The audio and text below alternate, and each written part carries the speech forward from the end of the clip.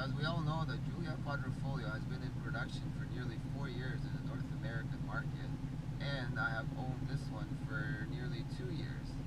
Now, why is it that every time I get into it or just go for a drive, it brings a big smile on my face and gets my heart racing? Well, in today's video, we're going to take a look at why. So stay tuned for that.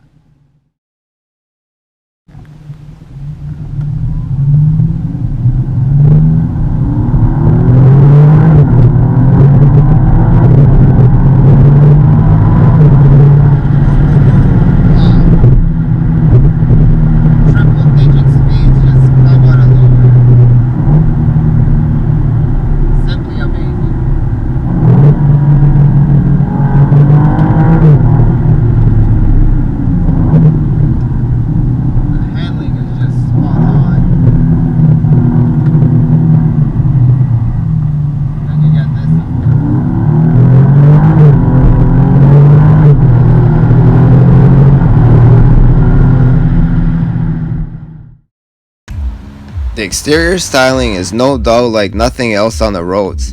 You can spot this from a mile away and know exactly that it's an Alfa. The triangle grille is quite possibly the most iconic grille design in the industry. Big intake grills on each side of the front bumper and bold headlights complete the aggressive front end. Beautiful lines run down the sides, sculpting the body lines into an aggressive design which keeps flowing to the rear. LED taillights wrap around, while the big functional diffuser really gives it a supercar look from the back, which also houses the awesome quad-tip 2-stage exhaust.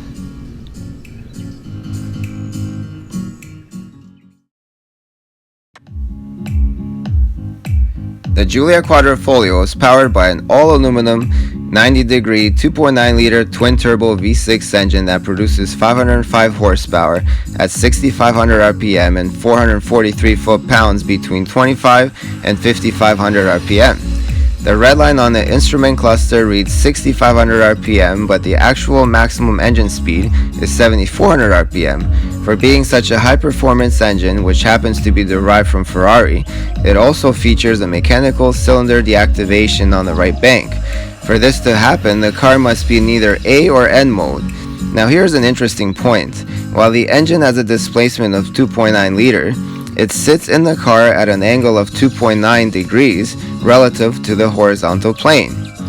So now, anyways, all this power gets thrown into a ZF 8-speed transmission, which offers rapid shifts in race mode similar to dual clutch, but when in normal, it offers silky smooth shifts. You can't even feel it shift, it's that great. From here, power is sent down to the rear wheels through a single-piece carbon drive shaft. That's right, it's a carbon fiber drive shaft, and it only weighs in at 7 kilograms. This was one of many features that surprised me about this car. Moving along from this marvelous power plant, we take a look behind these awesome technical forged wheels at the massive brakes. We have 4-wheel carbon ceramic rotors at each corner, the front measuring 15.4 inches and the rear at 14.2 inches. Front sports a 6-piston Brembo aluminum monoblock caliper and rear sports a 4-piston Brembo aluminum monoblock caliper. In the rear, you'll also find the auxiliary caliper used for the electronic emergency brake. This whole system works in conjunction with IBS, which stands for Integrated Braking System, which is essentially a brake-by-wire system. This proves to be very responsive, halting the QV from 100 km an hour to 0 in 32 meters and only weighs in at 3.5 kilograms.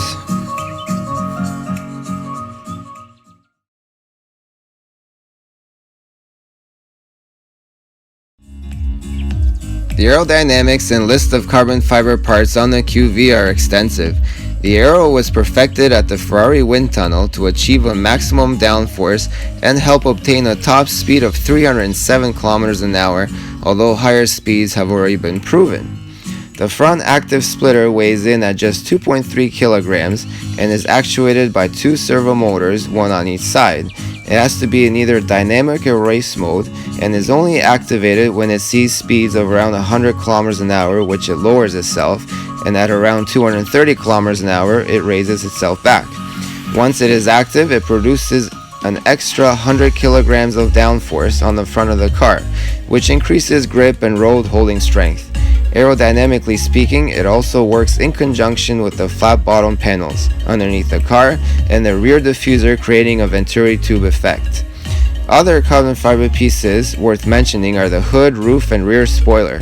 As you can see, the entire hood is made of carbon and only weighing in at a mere 5.1 kilograms, with beautiful weaving throughout. Alfa decided to paint the top visible part, and in this example, it is covered in Rosso Competizione.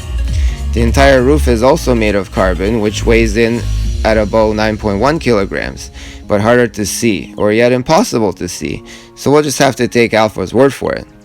Coming around to the rear spoiler, we find that it too is carbon fiber and weighs in at only 2.1 kilograms. I'm sure it contributes to the overall downforce at speed, but it does look very good. The last visible pieces of carbon on the exterior are found poking out from the side skirts. I must say that they really give the overall car a more aggressive, wider look. The interior is a very beautiful, comfortable, and driver-oriented place to be. You find yourself surrounded with rich materials such as leather, alcantara, and carbon fiber all around. One of the best parts found in the interior are the column-mounted aluminum paddle shifters, which were inspired by the F1 race cars and have this awesome click mechanism with each shift engagement. The screen is nicely integrated into the dash for a seamless design. The steering wheel is a masterpiece featuring leather, alcantara, and carbon fiber with the red start engine button placed nicely in position, ready to be fired up. Middle console supports the all-important DNA mode selector.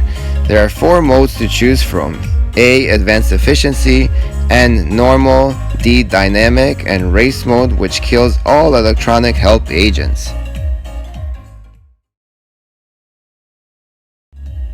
Well, I hope you all enjoyed this video and going over my favorite reasons to love this car.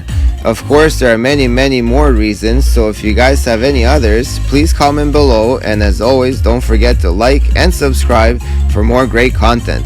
Till next time, stay safe.